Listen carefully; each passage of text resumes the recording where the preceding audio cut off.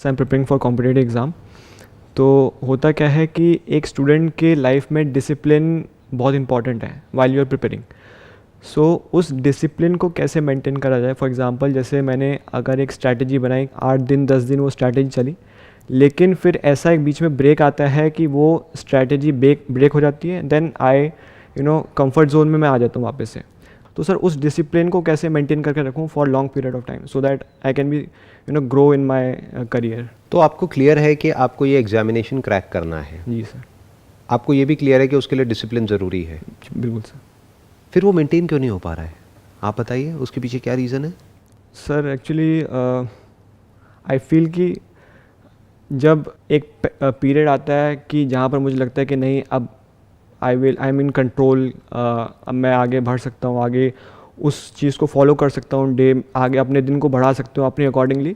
But ऐसा एक moment आता है कि फॉर एग्जांपल मैंने कुछ देर मोबाइल चला लिया, कुछ दिन मैंने किसी से ऐसे बात कर ली जिस पे मेरा ध्यान वहाँ से भटक गया, तो सडनली वहाँ से क्या होता है कि जो मेरा जो रूटीन है वो धीरे धीरे कम होते जाता है, और जो मेरा पुराना लाइफ स्टाइल है वो धीरे धीरे वहाँ उस पर हैवी होते जाता है, और उसको फिर वापस से फॉलो करना उस रूटीन को काफ़ी मुश्किल हो जाता है। बेसिकली यहाँ पर प्रॉब्लम क्या है कि एक तरफ आपकी बायोलॉजी है जिसको आपके इस एग्ज़ाम से कोई मतलब नहीं है, उसको सिर्फ इस चीज़ की पड़ी है कि मेरे को सेंसरी प्लेजर्स कहीं से भी किसी भी तरीके से मिल जाए, मतलब मेरे को मज़ा आता रहे, मुझे कुछ करना ना पड़े, बढ़िया से बढ़िया सेंसेशंस मिलती रहे, जो भी हमारे सेंसेस के थ्रू होती है, जितनी भी सेंसेशंस होती हैं, जितनी भी तरह की प्लेजर्स होते हैं, वो प्लेजर्स मिलते रहे और पेन ना हो।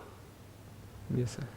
तो बेसिकली जो फंडामेंटली जो प्रॉब्लम है वो ये है कि अब या तो ये जो पढ़ाई आप कर रहे हो, ये जो तैयारी कर रहे हो, ये प्लेजर होता उससे बड़ा या एटलीस्ट उतना ही जितना कि वो है, वो जो सेंसरी प्लेजर्स हैं आपके लिए, है ना।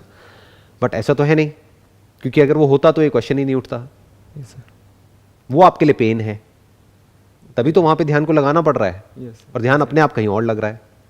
फॉर एग्जाम्पल मैं आपको एक सिंपल एग्जाम्पल देता हूँ। आपके दादाजी या आपके परदादाजी कोई भी आपको एक मैप दे देते हैं अपनी डेथ से पहले कि बेटा ये मैप है, वहाँ जाएगा हमारे उस पुराने घर में, तेरे को वहाँ पे खोदना है, और वहाँ पे नीचे ना कुछ खजाना दबा हुआ है जिसकी वैल्यू आज की डेट में करोड़ों रुपए की है। तो अब उसको खोदने में मानो 10 दिन लगने वाले हैं, और आप किसी और की हेल्प नहीं ले सकते, नहीं तो सबको पता लग जाएगा। तो अकेले आपको खोदना है अगले 10 दिन तक, या ये मान लो अगले 1 महीने तक। वो काम हो जाएगा या नहीं हो पाएगा? सर हो जाएगा। क्यों? क्योंकि आउटकम क्लियर है माइंड में कि 1 महीने बाद गारंटेड है कि मुझे ये मिल जाएगा। यस। अभी जो आप कर रहे हो वहां पे यही सर्टेन नहीं है कि आपका होगा या नहीं होगा। एक रेस है जहां पे आप चाहे जितना मर्जी तेज भाग लो, बट अकेले आपसे कुछ नहीं होता, बाकियों पर भी डिपेंड करता है कि वो कितना तेज भाग रहे हैं। अगर आपसे तेज भागने वाले बैठे हैं तो उनका हो जाएगा, आपका नहीं होगा। प्लस और बहुत सारे फैक्टर्स वहां पे प्ले करते हैं। उस मूवमेंट में जिस वक्त आप वो एग्जाम दे रहे हो, तब आपका थॉट प्रोसेस क्या है, आपका माइंडसेट क्या है, यू आर नॉट श्योर कि होगा या नहीं होगा, तो माइंड उस डायरेक्शन में काम ही नहीं कर रहा। माइंड क्या बोलेगा अपने आप को कि मैं इतना एफर्ट करता रहा हूं, पता नहीं होगा भी या नहीं होगा। Exactly sir. जैसे अभी मैंने खजाने वाली बात करी, तो मानो आपके दादाजी ने, परदादाजी ने आपको कोई नक्शा नहीं दिया है, ऐसे ही आपने कहानियां सुन ली हैं कहीं से कि ऐसे खोदते हैं ना हम कहीं जा करके किसी किले में, तो खजाना मिल जाता है, और आप खोदे चले जा रहे हो। कब तक खोदते रहोगे? सर गोल ही क्लियर नहीं है, कहाँ जाना है, क्या करना है। नहीं, गोल तो क्लियर है, क्योंकि आपने कहानियां सुनी है बहुत लोगों से कि ऐसे ऐसे कुछ महल होते हैं पुराने, उनके आसपास में पहले के ज़माने में क्या होता था, कुछ घर होते थे, वहाँ पे लोग ना अपने सोने के चांदी के सिक्के गाड़ के रखते थे। तो ये 4 घर है, अगर चारों को खोदोगे तो एक आध में से कहीं ना कहीं से कुछ ना कुछ मिल जाएगा। लेकिन कहानियां हैं, उसकी होने की प्रोबेबिलिटी बहुत कम है। हो सकता है, इम्पॉसिबल नहीं है, बट प्रोबेबिलिटी क्या है? May be 1%। 99% क्या है कि चारों को खोदोगे कुछ भी नहीं मिलेगा। तो अब क्या होगा? दोनों में कुछ फर्क है। जो पहली सिचुएशन मैंने जो पहला एग्जांपल दिया था कि दादाजी ने बताया और आप खोद रहे हो, और अब जब आपको पता ही नहीं है कि वहां से निकलेगा भी कुछ या नहीं निकलेगा, कुछ होगा भी या नहीं होगा 4 महीने बाद, दोनों में एफर्ट में कुछ फर्क है। सर फर्स्ट में आउटकम पता है आपको कि यहीं पर ही मैं खोदूंगा तो मुझे खजाना मिल जाएगा। सेकंड में मेरे को एफर्ट ज़्यादा लगाना पड़ेगा, और उसके बाद पता भी नहीं है कि मिलेगा कि नहीं मिलेगा। तो दोनों में ये फ़र्क है कि वहाँ पर श्योरिटी है आपको कि हाँ यहाँ पर होगा, मेरे को मिलेगा, बट वहाँ पर श्योरिटी कम है, या फिर 1% जो आपने कहा। वो कम है या बहुत कम है? बहुत कम है सर। कम में और बहुत कम में बड़ा फर्क होता है। कम मतलब क्या? 50-50 है। Yes sir. बट बहुत कम मतलब क्या, 1% सक्सेस 99% फेलियर। क्या ऐसे ही नहीं है आपके जो भी कॉम्पिटिटिव एग्जाम्स हैं उन सब में? सक्सेस की पॉसिबिलिटी क्या है? Sir 1 out of 1000, 2000, 10,000. Even worse than what I was talking about. Yes. मैं तो कह रहा हूं 1 out of 100, what you are saying is 1 out of 1000। Yes, sir. Problem की जड़ मिल रही है आपको, पकड़ में आ रही है। प्रॉब्लम ये नहीं है कि आप एफर्ट नहीं कर सकते हो फिजिकली या मेंटली। प्रॉब्लम ये भी नहीं है कि जो आपको प्लेजर्स मिलते हैं उससे आप अपना ध्यान हटा सकते हो, क्योंकि कुछ और इंटरेस्टिंग आपको नजर आता है तो वहां से ध्यान हट जाता है। जैसे मैंने वो एग्जांपल दिया ना, 1 महीने तक खजाना खोदोगे अपने दादाजी के कहने पे, Yes, sir. तो उस वक्त क्या ये सब ध्यान आएगा कि मोबाइल पे कुछ देख लूं? माइंड में गोल बिल्कुल क्लियर होगा कि मैं एक खजाना खोदने का काम कर रहा हूं, 1 महीने बाद यहां से कुछ निकलने वाला है। सर बट डेली का आउटकम हम कैसे सेट करें? फॉर एग्जांपल मैं स्टार्ट कर रहा हूँ, मुझे नहीं पता कि लेट्स से रात में क्या आउटकम निकल के आएगा। ये तो लॉन्ग टर्म की बात होगी फॉर एग्जांपल कॉम्पिटिटिव एग्जाम में। बट डेली बेसिस पे जैसे कुछ स्टूडेंट्स बात कर रहे हैं कि मैं डेली बेसिस पे गोल बनाता हूँ, और देन वो पता नहीं चलता कि 6 महीने बाद आप किस लेवल पे पहुँच जाते हो, और आपको एक एंड ऑफ लाइट, टनल के बाहर जो लाइट है वो दिखने लग जाते हैं कि हाँ मैं कर सकता हूँ क्रैक। बट वो उन्होंने बोला कि डेली बेसिस पे आपको चलना पड़ेगा, डेली बेसिस पे आपको एफर्ट डालने पड़ेंगे। तो वहाँ पर आउटकम स्टिल थोड़ा क्लियर होता है कि हाँ मैं अगर ऐसे ऐसे चलूँगा तो शायद। कोई भी ये नहीं बता सकता कि आप कितना काम करोगे और उसके बेसिस पे आपका क्रैक होगा या नहीं होगा।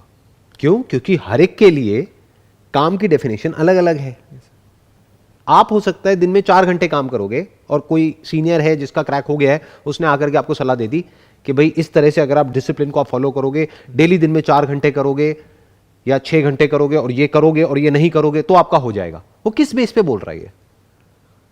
आपके बेस पे, अपने बेस पे, अपने एक्सपीरियंस के बेस पे। बट क्या आप और वो सेम हो बॉडी वाइज और साइकोलॉजी वाइज? आपकी जो साइकोलॉजी है, आपकी जो बॉडी है वो सेम है या अलग अलग है? बिल्कुल अलग अलग है सर। तो फिर ये फॉर्मूला कहां से आया? अब मैं आपको डिमोटिवेट नहीं कर रहा हूं, मैं आपसे सिर्फ क्वेश्चनिंग कर रहा हूं। कुछ लोग जो इंटेलिजेंट नहीं है ना, वो इन बातों को ये समझेंगे कि मैं डिमोटिवेट कर रहा हूं। मोटिवेशन का मतलब वो क्या समझते हैं कि कहीं भी रेस हो रही है वहां पे जाकर के बोलते रहो अरे बहुत बढ़िया हो जाएगा, तेरा हो जाएगा, never give up, never give up, go on go on go on. ये नहीं है मोटिवेशन। मैं क्या कर रहा हूं, मैं आपसे एक्चुअल में समझने की कोशिश कर रहा हूं कि प्रॉब्लम क्या है, उसकी जड़ क्या है और उसका सोल्यूशन क्या है। सो जो प्रोडक्टिविटी की डेफिनेशन है वो सबके लिए अलग अलग है। ऐसे ऐसे लोग हैं जिनका पास में क्रैक हुआ है, मेरी बात को वेरीफाई करना हो तो उन लोगों से जाकर के बात कर लो जिनका क्रैक हुआ है, 10 अलग अलग लोगों से। 10 का प्लान सेम नहीं मिलेगा। कोई होगा जो कहेगा कि मैंने दिन में 2-3 घंटा काम किया, बाकी टाइम रिलैक्स किया। कोई होगा जो कहेगा मैंने तो दिन में 12-12 घंटे काम किया। उसका भी हो गया, उसका भी हो गया। अब आपके लिए दोनों में से सही कौन सी है? ऐसे समझना होता है कि 10 अलग अलग लोग अपनी अलग अलग स्ट्रैटेजीज बताएंगे। अगर आप ध्यान से समझोगे कि उसने क्या किया, कैसे किया। उन 10 में से किसी की गर्लफ्रेंड होगी, किसी की नहीं होगी। तो जिसकी नहीं होगी वो कहेगा कि मैं इन चक्रों में नहीं पड़ा, इस वजह से मेरा हो गया। Yes exactly. जिसकी होगी वो कहेगा कि उसने ही मुझे हेल्प किया। किसी का ब्रेकअप हो गया होगा तो वो कहेगा कि मेरा ब्रेकअप हो गया, इस वजह से मेरा नहीं हुआ। कोई दूसरा मिलेगा जो कहेगा मेरा ब्रेकअप हो गया, इसी वजह से मेरा हो गया, क्योंकि मैंने अपना सारा गुस्सा वहां निकाल दिया। तो कोई फॉर्मूला तो है ही नहीं। आप मेरे से भी क्या चाहते हो? फॉर्मूला। जिससे भी आप बात करते हो आप क्या चाहते हो? फॉर्मूला। बट आपका कैसे क्रैक होगा, कैसे नहीं होगा, उसके लिए सबसे पहला स्टेप क्या होगा? पहले आपकी पर्सनैलिटी को समझना, आपकी साइकोलॉजी को समझना, आपके बैकग्राउंड को समझना। कुछ ऐसा हो सकता है कि जो भी आप तैयारी कर रहे हो इसको क्रैक करने के लिए, वो इंटरेस्टिंग हो जाए, उसमें मज़ा आने लग जाए। Sir I have tried many times actually.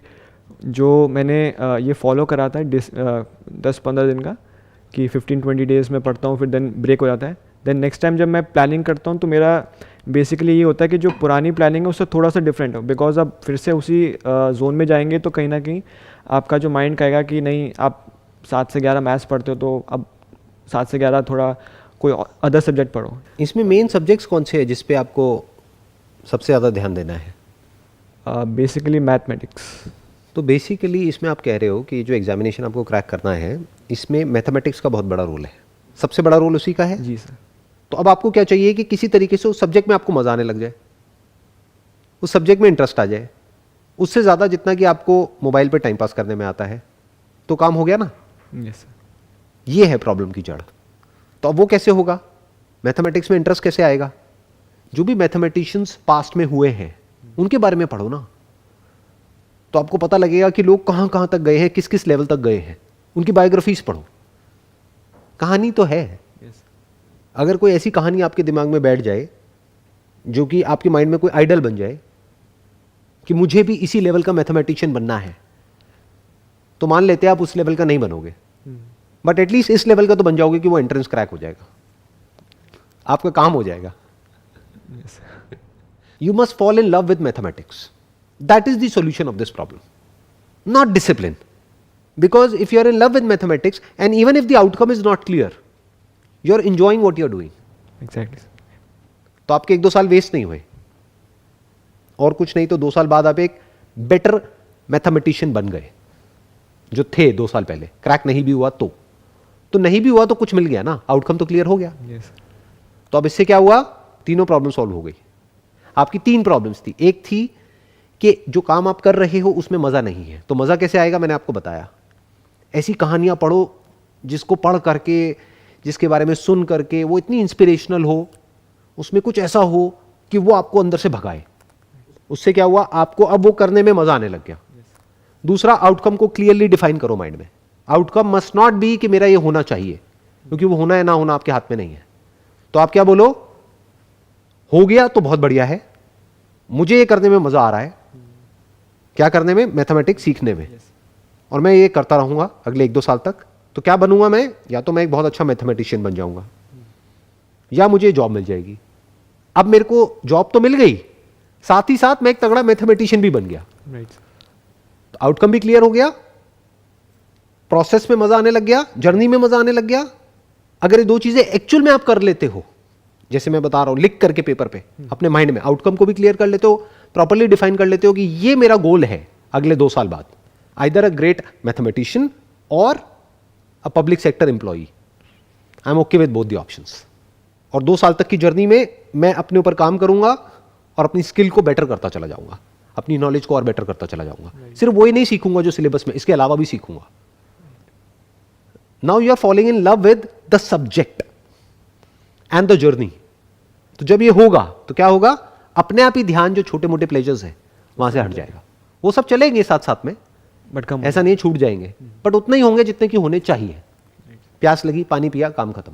भूख लगी, खाना खाया, काम खत्म। फिर वो सब चीजें भी बुरी नहीं है। क्यों? क्योंकि अगर आप इतना एफर्ट लगा रहे हो अपनी नॉलेज को बेटर करने में, तो आपको बीच बीच में रिलैक्सेशन भी तो चाहिए ना। तो वो सब एक रिलैक्सेशन का काम करेगा। फॉर एग्जाम्पल, आपने बहुत काम किया, बहुत पढ़ाई करी, ये करा वो करा। डिसिप्लिन का मतलब ये नहीं होता कि गधों की तरह बस लगे रहो। उसका मतलब क्या है कि आपने 2, 4, 5 घंटे में आपने क्या अचीव किया है। right. तो आपको ये समझ आया कि अच्छा, मैं यहां था 3 घंटे पहले, अब मैं यहां आ गया हूं। अब मेरी जो ब्रेन है, मेरी जो बॉडी है, वो रिलैक्सेशन मांग रही है। Let me go out and watch a movie. तो अपने आप को रिवॉर्ड दिया आपने तब जब एक्चुअल में कुछ अचीव किया। This is actual discipline. क्योंकि अगर इस तरीके से आप आगे बढ़ते हो ना लाइफ में, तो लाइफ में भी बहुत आगे जाओगे। नहीं तो होगा क्या, जैसे सब आगे बढ़ते हैं उस तरीके से अगर आप कहीं पहुंच भी गए, अगर आपको कोई जॉब मिल भी गई, तब भी उसके बाद कुछ चेंज नहीं होने वाला है लाइफ में, बल्कि लाइफ और बुरी हो जाएगी। क्यों? क्योंकि अभी तो फिर भी एक गोल है उसके बाद तो कोई गोल ही नहीं बचा। मैं क्या कह रहा हूं, या तो जो काम कर रहे हो वही करते रहो, बट पैशन के साथ करो, या इस काम को छोड़ो, कोई ऐसा काम करो जिसमें आपका पैशन हो। इन दोनों के अलावा अगर आप कोई तीसरा रास्ता पकड़ रहे हो, that is not worth it. तीसरे रास्ते में क्या है कि ऐसा काम कर रहे हैं जो करना पसंद नहीं है, लेकिन जो मिलेगा वो बड़ा पसंद है। तो अगर वो मिल गया तब भी फंस गए, नहीं मिला तब भी फंस गए। मिल गया तो प्लेजर्स में इंडल्ज हो जाओगे, और नहीं मिला तो रोते ही रहोगे, मैं फेल हो गया, मैं फेल हो गया। घर वाले भी सुनाते रहेंगे जिंदगी भर, खुद भी अपने आप को सुनाते रहोगे, एज अ लूजर अपने आप को देखोगे। तो जिस रास्ते की मैं बात कर रहा हूं उसमें आपका फायदा ही फायदा है, नुकसान है ही नहीं। right. Now I hope you got the answer. right. yes. अब क्लियर कट आंसर मिल गया Yes. है ना। क्योंकि मैं आपको ये नहीं बता रहा कि आप क्या करो क्या ना करो, और कैसे करो और कैसे ना करो, वो आपका डिपार्टमेंट है। मैं सिर्फ आपको ये बता रहा हूं कि एग्जैक्टली डीपली अगर आप प्रॉब्लम को समझोगे तो ये प्रॉब्लम है और ये उसका सोल्यूशन है। अब उसको कैसे निकालना है, या वो करना है, कुछ और करना है, ये सब कॉल आपकी है, वो आपका डिपार्टमेंट है, मेरा नहीं है। तो जो भी लोग देख रहे हैं, आई एम श्योर अगर वो भी डीपली समझ पाए हैं कि मैं क्या बोल रहा हूं, किस लेवल से बोल रहा हूं, और आप भी अगर समझ पाए हो, तो आई एम श्योर कि अब आप बहुत क्लियरली चीज़ों को देख सकते हो। और बड़ी आसानी से सॉल्यूशंस निकाल सकते हो अपनी प्रॉब्लम्स के. Wish you all the best. Thank you sir, thank you so much. May God bless you.